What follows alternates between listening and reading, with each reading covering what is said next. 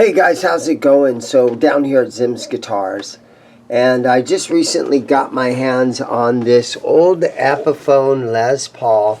Now it does have the Gibson truss rod cover on there, so that usually means it was made in the 1990s, and you can see they got two different knobs on it.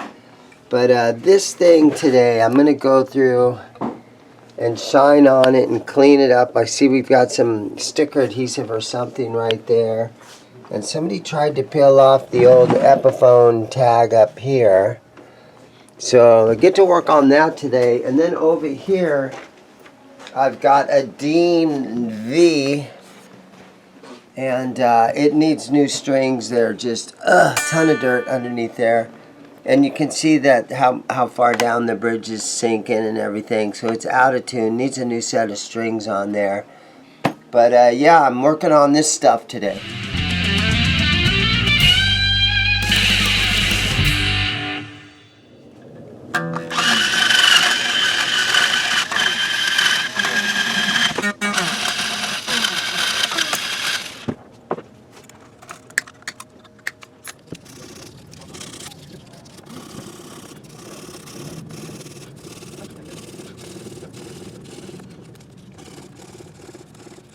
Throw a little F1 oil on here.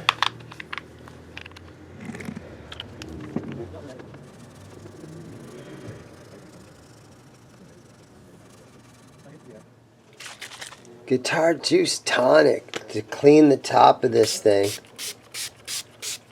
Just spray it on everywhere.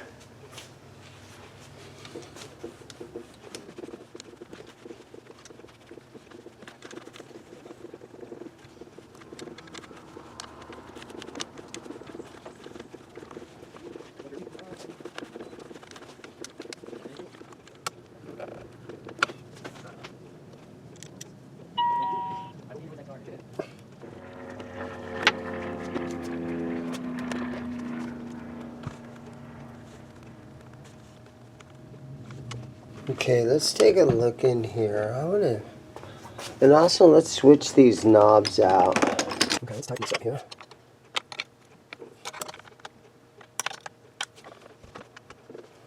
Okay, then we'll take some of this electronic spray cleaner, and we'll spray the potentiometers out so there's no static in them when you turn them.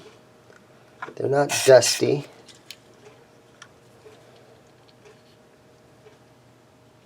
Nobody likes it when they pick up a guitar off the wall and start strumming it and they got dirty knobs. The dirty knobs. You don't want that. Okay, so I went through my box of knobs, and we've got some made in China stuff. I'm going to see if these fit on nice and if they look good, because then we'll have a matching set of 4 knobs. Hard to see the numbers on here, but I like these. They're going on nice and tight, and again they're also a matching set of 4.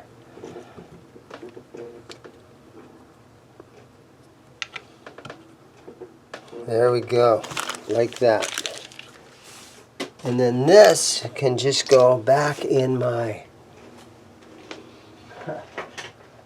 giant box of knobs that I have.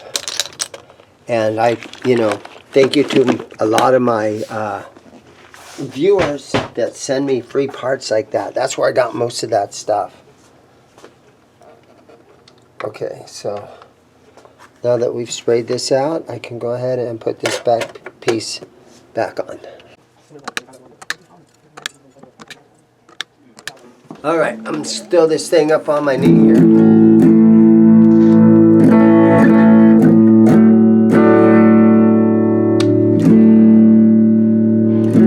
I think the knobs are good on there.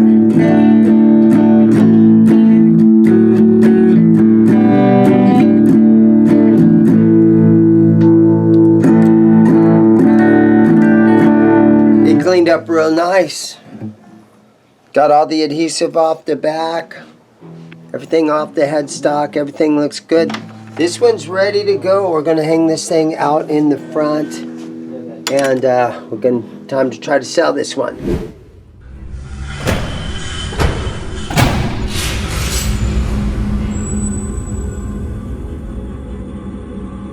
All right, so I want to show you guys this real quick. This is for sale. I just recently got this. It's a Kramer. This is the Jersey Star.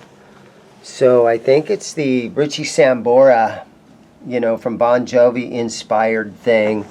It's got the stars, the 3 pickups, gold hardware, the Floyd Rose.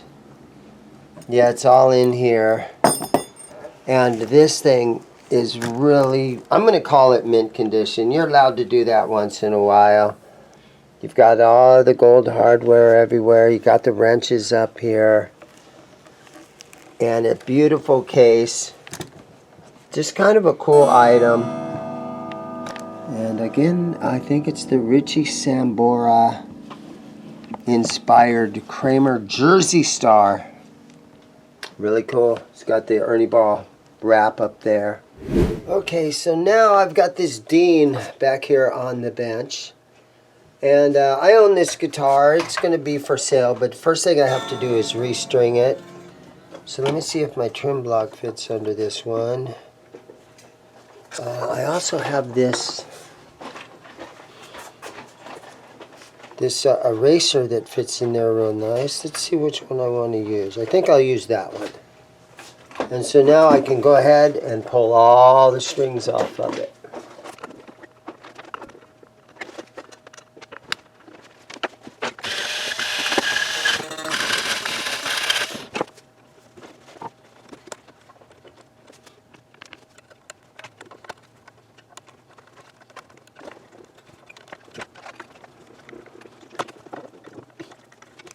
Okay, so I'm getting ready to clean the fretboard, and I happen to see that instead of having fret markers, we got stickers.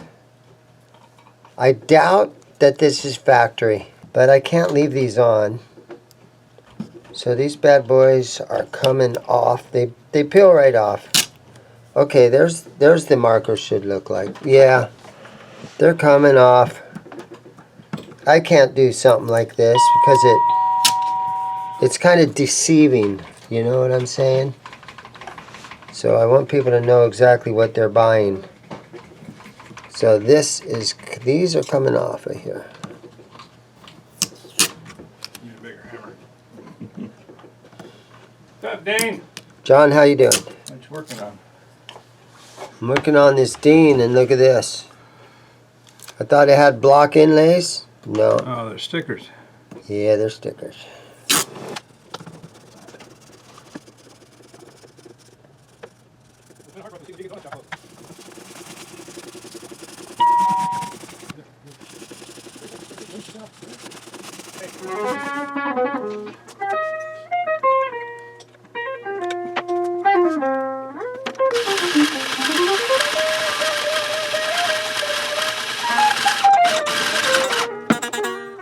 Okay, I got some strings on it. I got to loosen the claw.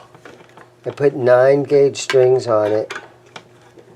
This is real handy to have this type of backplate on here that you can get in there real easy. Okay, so I got strings on it, and I've got it all tuned up, and I've got that Floyd Rose laying nice and flat now. It's in standard tuning with a pack of 9s on it. And so this guitar is for sale. And I've been in the shop today by myself all day, so that's why our footage is sort of on and off. And I'll turn the camera on and do a few things, and then I'll come back to it and do a few things. But yeah, let me just cut the string ends off of this one. Yeah, so this one turned out really good. And I thought it was a great idea to take the stickers off. I take stickers off of everything. To get those stickers off the fingerboard, I think was a good plan. Yeah, so this thing is all tuned up. The pickup heights look good on it. It's all cleaned up. So this thing is ready to go. Okay, oh look, I'll show you something else that I ended up getting today. Alright, so I also got this today. So it's a bass guitar, a Spectre bass, and you can see how much dust is on it. Now, it probably looks really good on camera, but it's beat up and very dusty. And now let me show you the back here. I don't know if you can see that, but it's got tons of little wear marks. It's all good though overall, but it actually came, there's kind of a red flag right there that the fretboards maybe come loose a little bit, but it showed up without its back plate. And so I'm always fearful of buying bass guitars that have preamps in them, because when these preamps go bad, it pretty much, you might as well just throw the bass away, in my opinion. It's hard to get these preamps and get them all going again. But there it is. I also got this thing today. Okay, so I got one more guitar I have to restring before I get to go home today. And it's a Yamaha, an F325. And I'm just cleaning the fingerboard a little bit here. You know how I always use that F1 oil. And it's been a good couple of weekends down here. You know, Saturdays are always the busy day when you're in a guitar shop like what I have. And so had a really good last couple of Saturdays. So let's throw some Martin strings on this Yamaha. This is a guitar, customer's restring. And so, you know, I always restring all the guitars that I get traded in. And then I'll get, usually I only get maybe 1 or 2 customer restrings or setups every day. But it's enough to stay busy and keep me busy during the day, most days. And so that's always good. I like to do the customer's restrings. And so I've been, you might notice that I'm all over the place in this video. And so I'm hoping that just, if you guys like this format, let me know. Because, again, this can allow me to do some video content while customers are in the store. And so you've noticed a lot of my videos, I will concentrate on one guitar. And I'll try to make sure there's no other customers in the store while I'm doing the video. And on this one, I feel like I can just go right ahead and, you know, record stuff and put the video together basically over, you know, a couple of different projects over the whole day. So it's more of a random kind of a video. So let's go ahead and get all 6 strings on this thing. Tuning this thing up.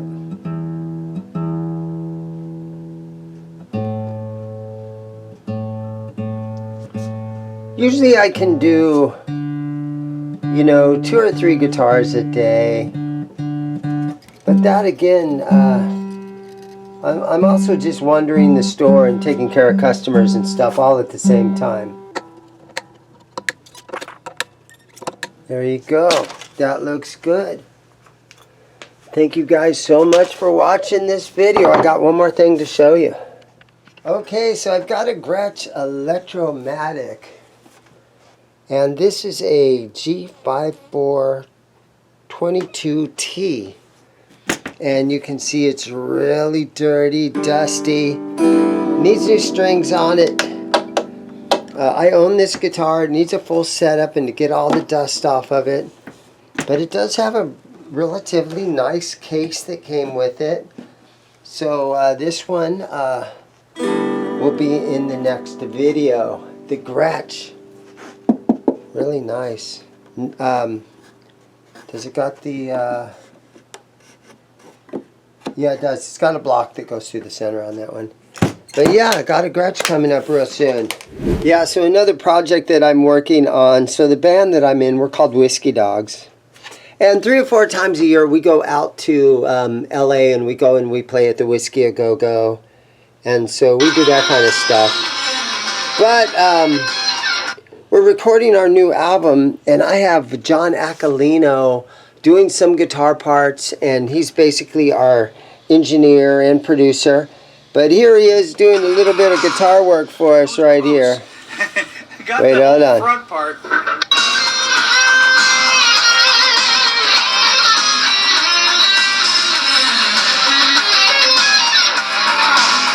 Yeah, John Acalino from back in the 80s, they had 2 albums. Their band was called Icon. Let me grab these records I got. Yeah, so John Acalino was part of Icon. And I don't know if you guys remember this band, but their first 2 albums were on Capitol Records. And this one, I think, was released in 1983. And John Acalino was the guitarist. Dan Wexler was the other guitar player. And they did great albums, and now John has an awesome studio. So I go out there 2 or 3 nights a week, and we record. We do some recording. So we're just writing leads, and it's been really fun because I'm sort of working with John, and a lot of these songs I wrote or either co-wrote, and I get to pretty much show him how the songs go, and then he gets creative and he writes. I show him the basic chords, and then he writes really solid parts. So I'm hoping in a couple more months our whole Whiskey Dogs album will be done. It's got 10 songs on it, and with John Acalino doing a lot of the guitar work.